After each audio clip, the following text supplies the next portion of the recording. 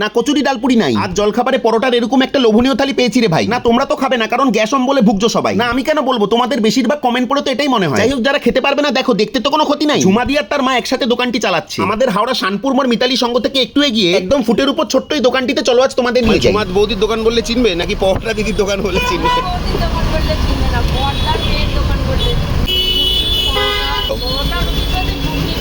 আচ্ছা, আলুর দাম কত?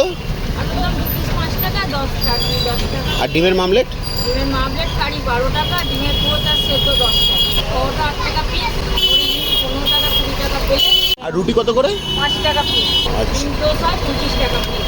আমি 7:30 থেকে বসি, মিনিমাম 11টা অবধি মাল থাকে না, বন্ধ কোনো থাকে না, সবগুলো খোলা। দেখো আমি সবকিছু দিয়ে সাজিয়ে নিয়েছি, তাই থালিটার দাম 47 টাকা পড়েছে। তবে চাপ নিও না বন্ধু, মাত্র 15 কোটি টাকার বিনিময়ে পেট ভরে খাওয়ার ব্যবস্থা এখানে রয়েছে। আর খাবারের কোয়ালিটি গুলো বেশ ভালো। দেখ ভিডিওটা পুরোটা দেখলো আর সাবস্ক্রাইব না করে চলে গেল।